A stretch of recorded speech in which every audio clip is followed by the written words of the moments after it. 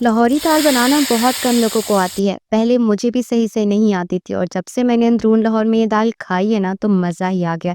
वहीं से मुझे इसकी ऑथेंटिक रेसिपी मिली है और टेस्ट तो इसका 10 आउट ऑफ 10 था।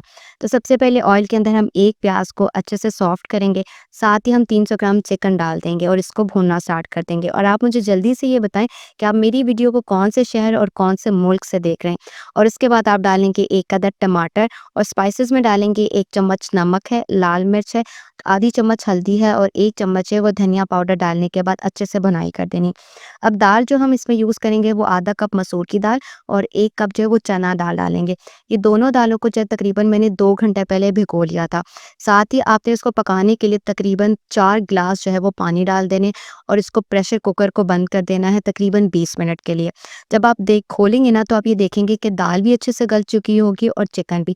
बेसिकली हम ये चाहते हैं कि जो चिकन है उसका एक-एक रेशा हो जाए और इसका रेशा करने के लिए आप ब्लेंडर का भी इस्तेमाल कर सकते हैं और आप इसको घोटा भी लगा सकते हैं। इसके बाद आपने क्या करना है कि तड़का तैयार करना है, उसके लिए आप इस्तेमाल करेंगे गोल मिर्च है, सब्ज़ मिर्चें हैं और थोड़ी-सी लाल मिर्च डालने के बाद ना आपने इसको अच्छे से फ्राई करना है और गरमा-गरम दाल के ऊपर आपने इसको डाल देना है।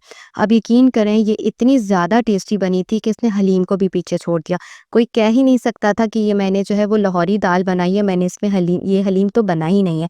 लास्ट में आपने जो है गरम मसाला इसके ऊपर डालना है, बीच में गरम मसाला डालेंगे तो सारी दाल कड़वी हो जाएगी। आप इसको गरमा-गरम जो है वो सफ़ेद चावलों के साथ इसको सर्व करें, सलाद हो और ये गरमा-गरम चावल जो है वो आपको बहुत मज़ा आएँगे। अब यकीन करें आप मेरे कहने पे इसको एक दफ़ा ट्राई करें क्योंकि टेस्ट तो इसका 10 आउट ऑफ 10 है।